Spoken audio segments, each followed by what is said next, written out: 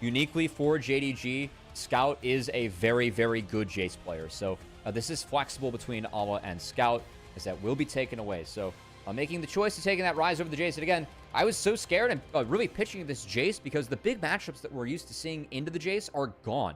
No Sion, no Ambessa. Those are the common ones. That said, Yorick is up. This is really the matchup where Yorick was a counter before Yorick actually got big and powerful and was setting up Rise with that potentially other powerful side laner in the top side. This was certainly do it. And frankly, for me, probably shift that Jace into the mid lane, into the Rise. I think that playing him into this Yorick, it is really tough for Ala. So we'll see if he's up to the task or if they end up giving this to Scout and putting the Jace in his hands and trying to find something around that. Yeah, I wonder what exactly Ala would want to play into the Yorick. Something like Kennen could still be available. Provide some magic damage for the team. Could grab like Maokai or Zyra here to try and actually set up for that mid Jace, but no, it's going to be the Hui. So Hui, decent matchup in a Rise, can keep the Rise at bay. Looks like range might be big for JDG, as a real lack of range on Weibo. That said, of course, their complex range really makes up for it in side laning power. The ability to attack sides with the Realm Warp, with that Grand Starfall, with that Yorick, with that Maiden. That's so big in the side lane always. A lot of side laning prowess for Weibo. As we head into the second phase of the bans, bot lanes going to be the name of the game once again. It's been Light and Era specifically here for Weibo that have had themselves good moments in this series. However, we saw Peyz get that big steal on the Varus last time around, and he again has been one of the strongest players here for JDG throughout the LPL 2025 season. A new player on this team replacing Ruler, as those two kind of just swapped rosters going into this season. And we'll see how big of a carry he can be in this game. The last time that Weibo and JDG faced off, it was in a best of 5 in the group stage of the split 1 of 2025, and Peyz popped off in that last game to clinch the win for JDG. So has an opportunity to do the same thing here in another decider. I will say that Jarvan ban, J4 definitely has seen some buffs of late. I'm expecting to see more J4, especially in later Fearless games. Like as we get back into best of 3s for like LEC and LCS or LTA North as well. So nice to see him make an appearance here in a game where I feel like against Rise Pantheon, J4 would actually bring a lot of value mid, and you can kind of get that augmented hot pot going with the Hui, who of course has some nice combos to throw out with that Cataclysm. But with that Jarvan being taken away, they will save last pick for Peyz in the bot lane. Will lock down that Wukong to play into the top side, which instantly, Rakan, I was going to say, was the last real power pick support that's up. It's going to be the Insta Xayah pop for Light. We'll say Xayah can be vulnerable to range. A lot of range with the Jace and the Hui. So I feel like if you go for something like a Jhin here, it wouldn't probably be enough damage to deal with something like Yorick, but would really fit that range identity for JDG. And if they can utilize that to try and keep that Xayah at bay, I'd actually kind of like this angle for them in Peyz. Corki also has some long-range damage with the rockets. And speaking of rockets, maybe a Jinx to round out this composition? Jinx works, yeah. Same idea. Now we've seen things like the lethality Jinx as well, which can do more damage with Super Mega Death Rocket, but I think this time around you want more crit just because of the big front line that Weibo Gaming have in store for you.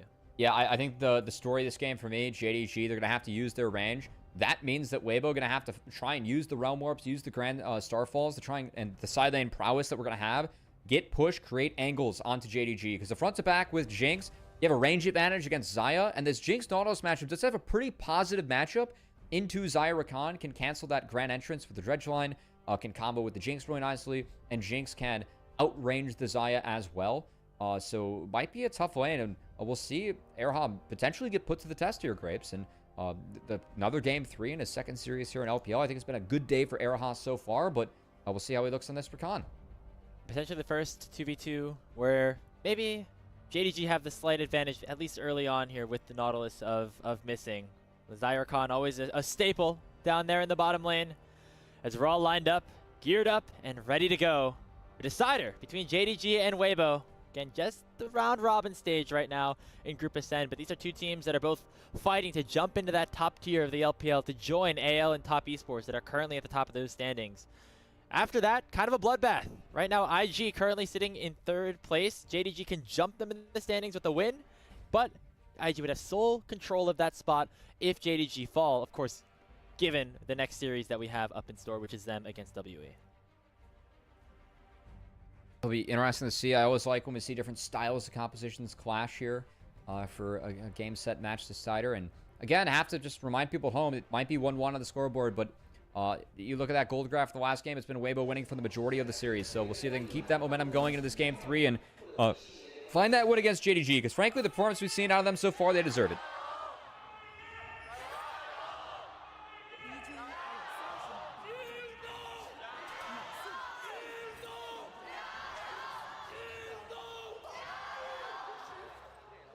You can hear the home crowd of Beijing cheering on JD Gaming here a little bit. Weibo getting some love as well as we're on to the rift finally for game number 3. 5-point start so far opening up. As very curious to see what the junglers look like to start things off. We're down the tier list a little bit in these jungle matchups here, Cubby. Wukong versus Pantheon is definitely not something you see in a game 1 in Fearless. Nope, not most of the time. I think big thing for Wukong, just trying to find those interrupts in the back line. Can use that clone to try and get out of the big rips from Xayah, or maybe force a flash if Xayah wants to land the rip. So we'll see if Shun's up for it. But again, I think the story, like this for me, is a game where Peyz has the potential with missing to get ahead in the bot lane. And with that, Jinx can really take control of this game. Again, the range going to be so important for JDG to utilize and maintain. And really important for Weibo to break as well. They have a lot of tools to try and break it.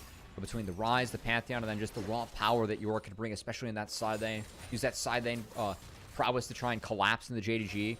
But front to backs for JDG, I mean, they have a lot of ways to retreat and hold the line with the utility that play brings and the potential that Jinx has to really be that, more range, higher DPS marksman. And then, of course, I'm not even talking about the resets yet on this champion to try and make it happen.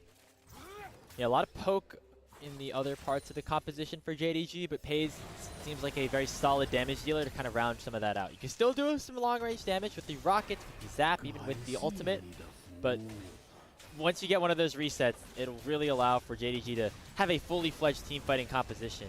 We're seeing a little bit of poke here for Ala early in this lane. Breathe, I think, will be better at controlling this Jace lane as we go on, and especially once Jace wants to group up with his team. Breathe can really dominate those side lanes. Honestly, it wasn't a great trade there for Ala. He does have the phase rush, and on the runes has no green trees, so no access to something like Second Wind, which can really help you stay in the lane. I do think the phase rush is warranted this game. Again, really big emphasis on the kite back, and York does percentage health damage, so stacking up health not as valuable against him. Grass board just doesn't matter against York. He will win. So I think it makes sense. But yeah, advantage York early on, because he's going to have the grasp, the second one of the D-Shield, to really try and slingshot his HP and his way back into this lane. And Pantheon's top, too.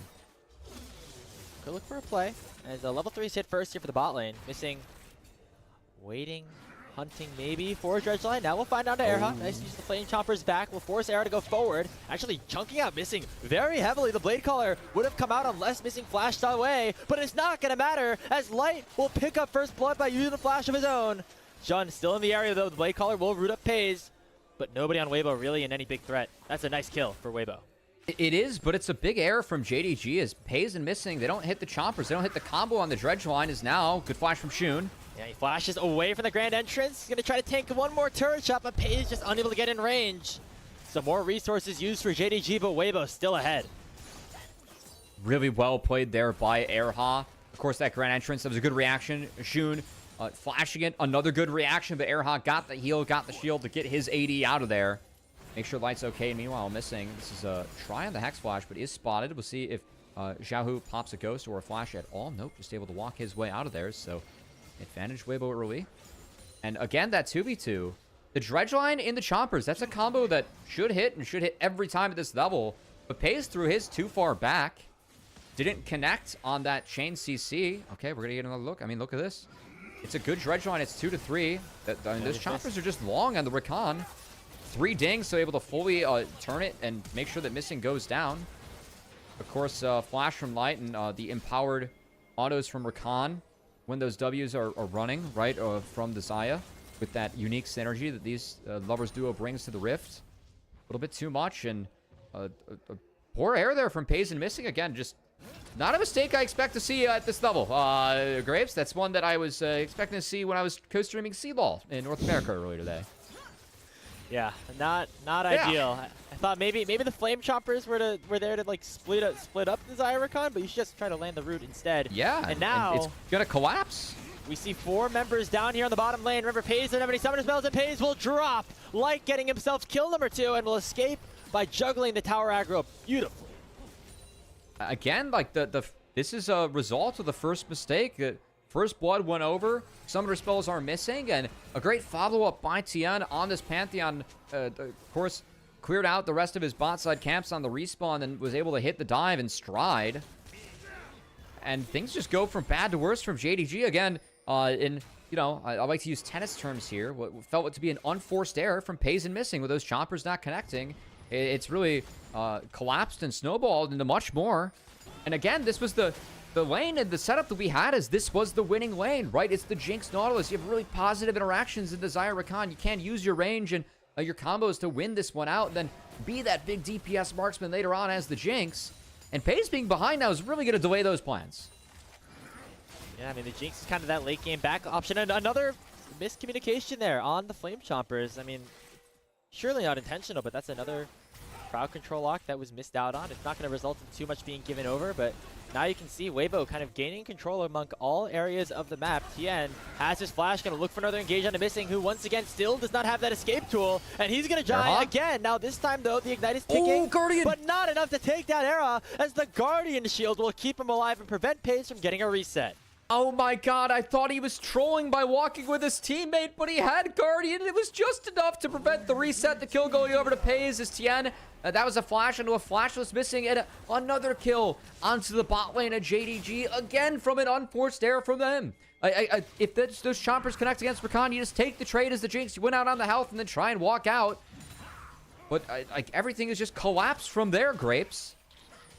Yeah, just uncharacteristic mistakes here from Peyz and missing, Well, yeah, but also, like, we have seen JDG make a lot of uncharacteristic mistakes of late, Grapes. Like, the leniency for this team, at some point, we have to get ready for them to prep and be ready to play the biggest matches in the LPL when the playoffs come around. And this is a team that feels like it's taking steps backwards and not forwards. Again, new coach coming in as well with Bobo in their first match, so maybe some growing pains, but the time it's a lot of individual errors. That's if I'm a coach in the background, I'm a caster having a headache right now that we can't connect with the Jinx, with the Dredge Line to the Choppers combo. I don't know how to coach that, man. Yeah, that's not. You got to tell them to do it better, but I think they know that already. So, I mean, remember JDG? We considered them after going up to 3-0. I think they took down BLG early on in the top season. Yeah, they were considered to be in that top 3 conversation, Cubby, but it's now they're staring down the barrel of being 3 straight losses deep at the back half of this first round robin. Not where JDG wanted to be in the grand scheme of things. They could be tied with Weibo in the standings by the end of it. I mean, and that's one side of the coin too, but I'm just also we do have to give credit to Erha, man. Like, this is his second series in the LPL. And again, this guy's taking it to missing and Peyz, right?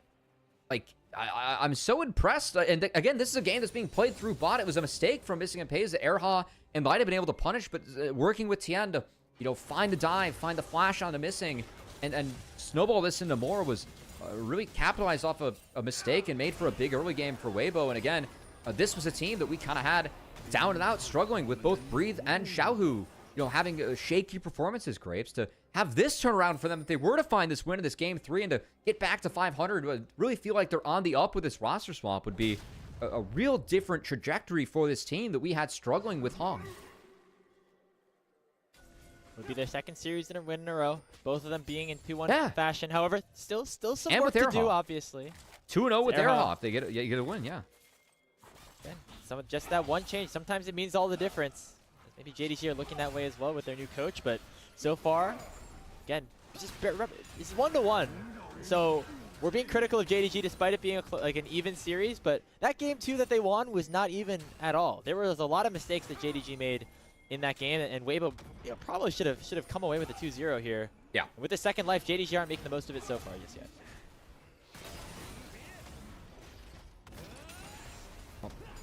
top lane matchup. Yorick has the steel caps. We're going to start to see Yorick. I mean, this guy gets really big in the side lane. We've already seen the maidens do some work.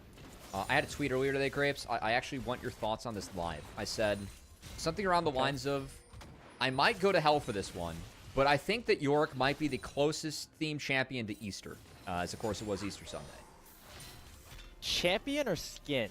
Because we have like the bunny Teemo, but in terms of like thematic, like champion theme, you have maidens and rising from the dead. You know what?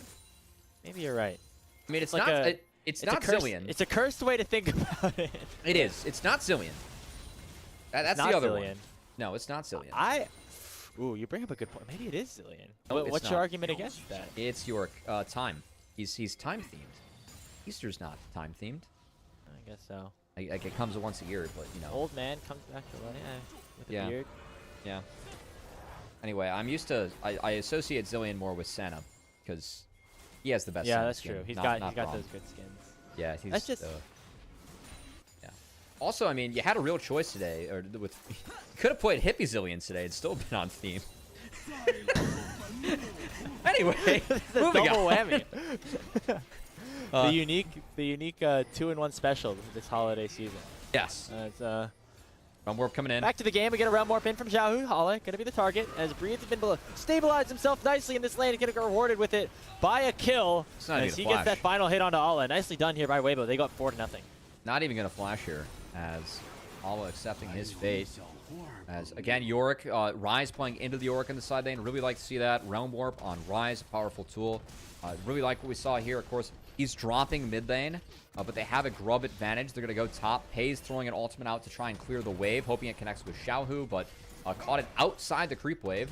So protects those casters. They're going to buy a little bit of extra time. Of course, Scout trying to get what he can down here.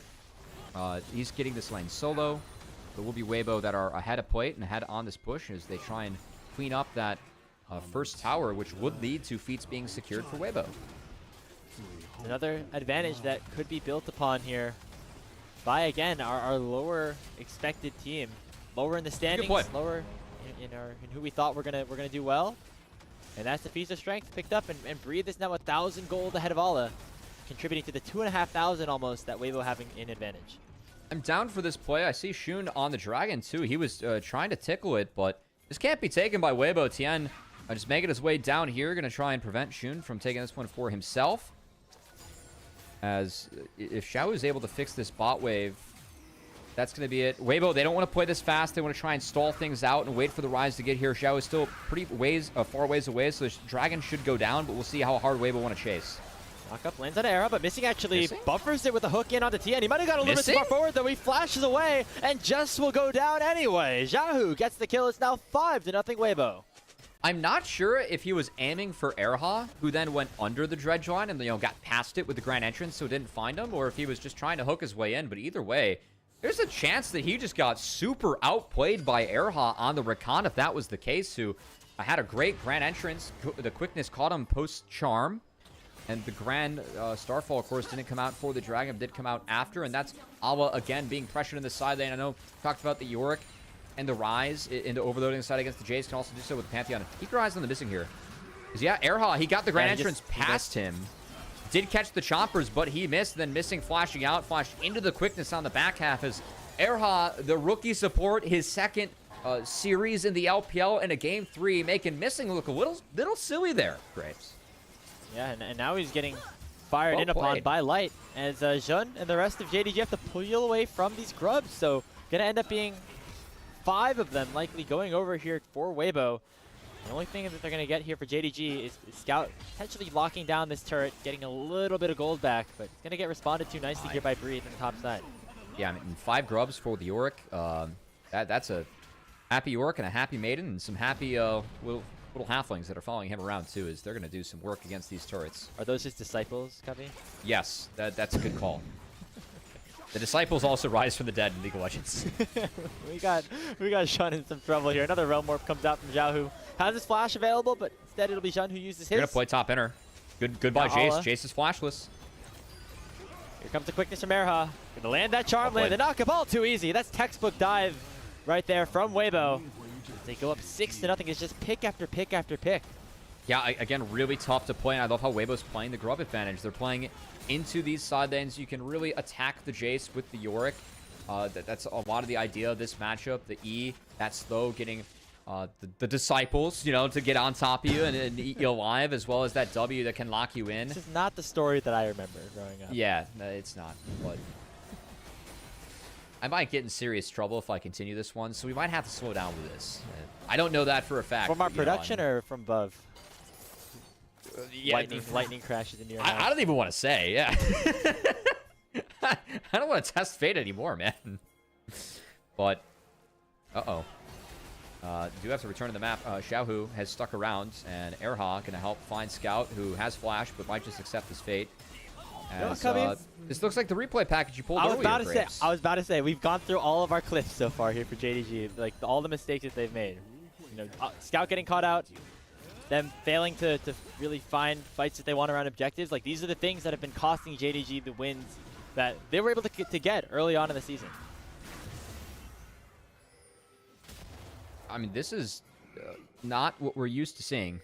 I mean, missing is flashless. He's dead too. Like, I'm watching JDG chain in this game, Grapes. I don't know how else to say it. They don't have the ability to make plays in the side lanes. Again, Ryze, York, Pantheon with a Rakan that can follow up too. This is a pretty dominant draft for the side lanes, but JDG has not responded well to this. And we've seen both Ala and Scout get picked. Missing now getting picked in the back half too. He's 0-4. Getting, went from being, you know, styled on to Airha earlier on to now just being caught out in a weird spot and looking a little bit more like the missing a split one who really struggled, who I felt like his improvement was a big part of why JD Gaming was playing so much better this split. With missing really stepping it up with his team, but a real roughie for him and Peyz in this game is they got outplayed by this bot lane, and a game where I really felt like Jinx needed to be the man character for JDG had the best chance to win this game. Grand Starfall comes out now. It'll be responded to by the Rift Herald here on the top side. And let's remember, Cubby, JDG, it looks doomed right now. But game 2 also looked doomed. And guess who won that one? It was JDG. And when you look at the composition that they do have the better 5v5 team fighting composition. And they have the Herald now. They can maybe use that to their advantage a little bit. If they can find a 5v5 that they want, get Peyz back online, get him a couple of kills, we're suddenly looking at a much better game. Now, obviously, we're not there just yet, but this helps. Getting that turret in the mid lane is going to get matched by a tier 2 for Breathe, but that is only gold going towards the Yorick, whereas everybody here on JDG is eating. Yeah, honestly, I'll take the gold only on the Yorick, man, because he's about to eat everyone on that sideline. And a lot of power for Weibo. Got bot to +2 as it's past that inner turret, and could potentially open up the Dragon. JDG trying to contest this mid wave to slow down whatever Dragon retake there is, but Weibo playing through bot, going to look for this. TP coming in. That's going to be a fed Yorick, just got a shop off. It's going to be Breathe, locking down Shun, who gets rooted up here by Xiaohu. Two-man cage as well. Will force Missy to flash on out. Peyz has no way to get back into this fight. As already that numbers advantage goes towards Weibo Gaming. They're up 3 field goals, and they're about to start up this Dragon. I mean, what a great angle from Breathe just to pressure JDG. And again, JDG just trying to catch a mid-wave high to contest the Dragon. Weibo, with how they're playing the map, again, make JDG look silly. Tian snuck his way in here. Xun was caught out. A great TP coming in from Breathe. Pretty much spelled the doom of Xun before this fight could really extend or happen. And keep in mind, Scout, he's cleaning up the bot lane, which he does need to do in this scenario.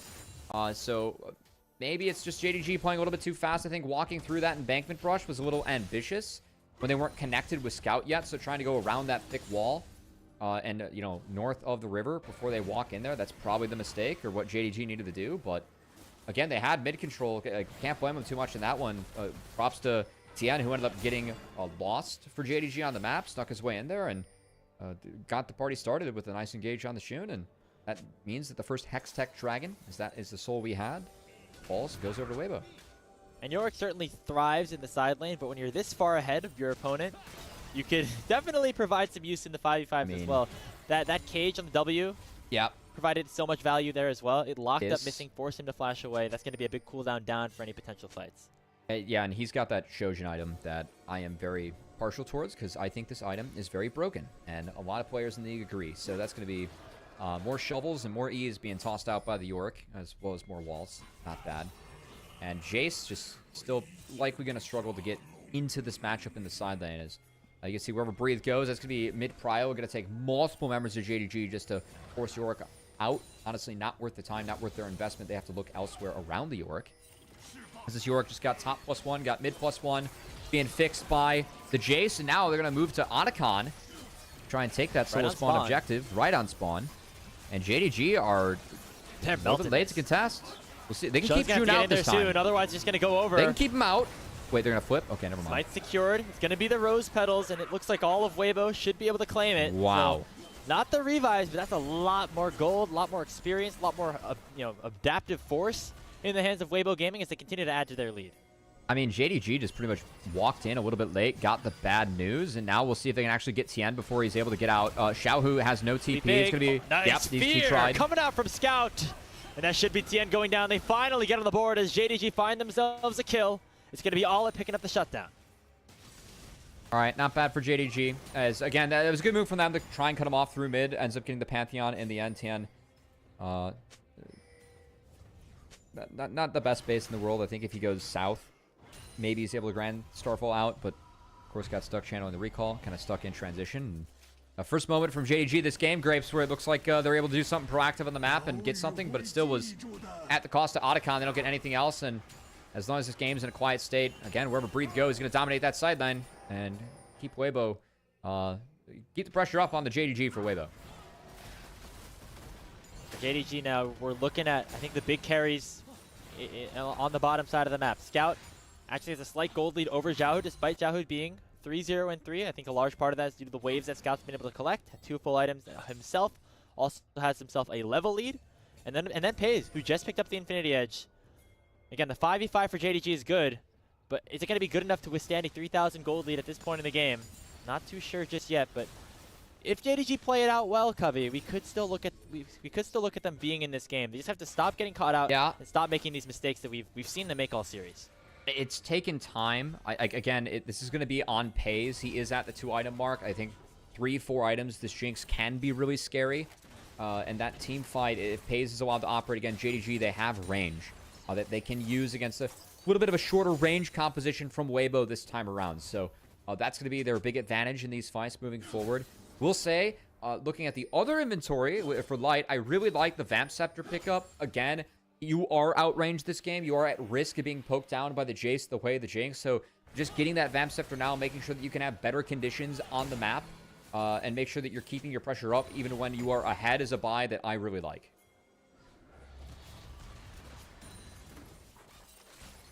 Can keep you alive. Maybe not as much damage, but Huge from poke, potentially from a Bloodthirster or maybe a Scimitar. A little bit extra safety here for Light. We're waiting for this next dragon to spawn. It would be only soul point for Weibo, so JDG don't necessarily have to fight this. However, I feel like they're at a decent item break point that maybe if Sean can pick up his second, then we're looking for something. But maybe instead we're looking for a pick in the mid lane. As Light and Erha are very far up, but they know they have Tian and Xiaohu there to support them. I will say Weibo, they haven't had many instances where they've been like 1-3-1. You can see that Xiaohu has really been threatening to join the Yorick and go attack. It's kept a Scout rather back as Weibo playing 2 lanes instead of the potential 3 that you can do with Yorick Rise. Been a little bit interesting, but does allow for you to look for threats like this. As Xiaohu's seeing if Breathe needs any help to wrap up this turret. They do spot Shun. Of course, Xiaohu's sitting on a ward, unbeknownst to him. So potential for JDG to make a play. But JDG not looking at it. Instead looking at that dragon, which I got to say, the Jace is soloing right now. They're just going to get it. A dragon for inner. Okay.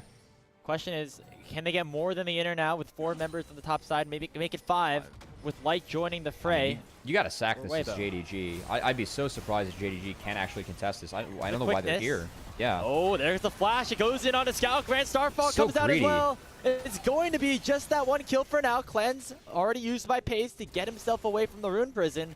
But yeah, I mean, that tower is going down no matter what, and it cost Scout his life. Here comes a Realm Warp. It's going to send 4 people into the back line. And there goes right on a Peyz. Light gets the kill. Missing now running underneath his tier 3 in mid, as that's going to be now the inhibitor picked up for Weibo Gaming. They could even look for more with the Maiden for Breed still alive and Jace having a TP back in. It's a 5v3 over the map, but Weibo in tremendous control of this game. The first Nexus tower is down. No Wave has to be cleared out. Jean going in forward with the Cyclone, but is not going to find any bit of a target. 9 seconds on Scout. It is far too late. Clear and utter domination from Weibo in game number 3 as they tell JDG, no comebacks for you this time. They win the series 2-1 and go back to even in the Group Ascent standings.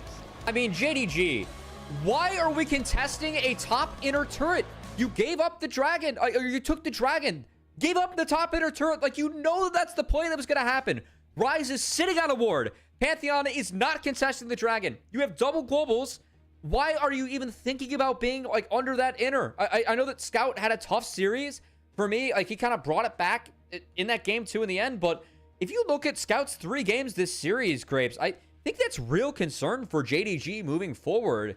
And on the flip side, for Weibo, what a nice win for them. And what a great game and series from Erha, man, who continues to be really impressive in his just second series at support. Yeah, I mean, if you got the dragon off of that play, that should be a win for JDG. Getting closer to potentially picking up a soul, and it costs you just an inner turret. It's not going to be that bad. I'm so flabbergasted by that choice. You're down 5 grubs. It's a Yorick with Maiden. Ryze is sitting on a ward for 2 waves. You're against a Pantheon. Why even think about approaching that turret? Like, Scout approaching that going down, the chain of events to end the game, that happens off of Scout being there. If he sacks that and Hui is alive and able to clear the next wave, Weibo cannot end from that state. They cannot even think about Realm Warping behind the way they did. That was really disappointing for JDG, who, again, a team that we have such high expectations for given the names on paper. To see them lose games like that is just really uninspiring and a real bummer. And Scout, I mean, think of all the airs back from game 1-2, Grapes, and just contesting turrets that he can't. It feels like they're playing so greedy when they just do not have to. They have to respect their opponents more. It's the greed from overextending in side lanes combined with not knowing when exactly they want to fight, when their win conditions are met, that has led to JDG now dropping their 3rd series in a row from 3-0 down to 3-3, pulling themselves into a tie with both BLG and Weibo in the standings, half a game ahead of Fun Plus Phoenix, by the way, who are on a bit of a run themselves. But that should be concerning here for JDG, who we considered, again, at the start of this Group Ascend to be one of the top teams in the LPL. And their schedule doesn't get much easier. In 3 days, they're playing against Anyone's Legends, and they got another matchup against Top, I think, later on to wrap up their round robin. And that's the top of the table that feels like they're a little bit further away from now, frankly, Grapes. I don't know what else to say for JDG. Like, this is a team where to see them after beating BLG, you look through that post-comment thread like, oh, the super team's here. Like, JDG is the team to beat, or please save us from top esports going international again, right? Like the true LPL fan would probably say. And now JDG, like, they've lost the last 3 games, look really uninspiring. They're disconnected. Scout's been really poor in the last few series. And again, there are just multiple turrets and multiple instances in that series where his team is winning across the map. He is refusing to give up a wave under a turret and a play that if you give that up, your team just wins and it's fine. And it turns into, like, catastrophic scenarios for JDG and his team and really poor looks from Scout. So really hoping to see him just clean up what are simple mistakes but are extremely costly for him and his team. Yeah, I mean, that's a tough look for Scout. I know that we were shining lights on him a little bit, like, hey, like putting a spotlight on him at the start of the series, saying like he needs to clean some stuff up, and that still remains the case. As still a lot more games to go here in Group Ascend. That's the most important part. Unlike Nirvana, it is a double round robin. That means they'll get a chance at revenge against Weibo later on in the year. But with the way that things are set up, like, one game win could be the difference between making it automatically into playoffs and being forced to play a best of 5 for your tournament lives here in split number 2. That could be the difference between making it to an international competition, playing at MSI, or not.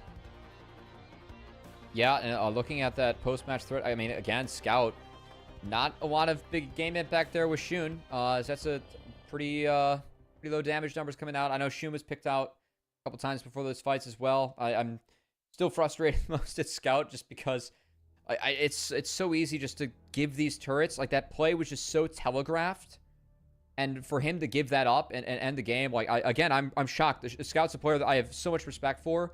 See him making these simple mistakes. Like, we've all seen the high highs he can hit in this league, but it really feels like he is the person that is really hurting his team here with just contesting waves and turrets. Again, I can go screenshot 3 different instances in this series where Scout just plays a turret that is super illegal for him to even play or think about being there. And all 3 of those ended up being extraordinarily costly for JDG in their 2 losses, not to mention the game where they won, where he was down 2 levels and getting astro gapped by Xiaohu in there for a little bit, right? So just a real bummer of a series to see from Scout. And yeah, again, there's just no way in hell we need to contest this wave, and this led to the end of the game. There's really nothing else to say. As again, if he's here, you cannot realm warp him like this. That wave would be cleared by Hui, and then you were at risk of the turret as well. If Hui's there, I just don't think that this play is like ever on the table. And again, that play led to the game. So real puzzler for JDG, and definitely work to do regardless of the coach that's in the building. We need to see this team really level up and be that super team that was promised to a lot of fans. We're hoping to see the resurgence of JDG this year. And again, disappointment for fans of JDG. One of the most popular organizations in the LPL last year by missing out on qualifying into the World Championship.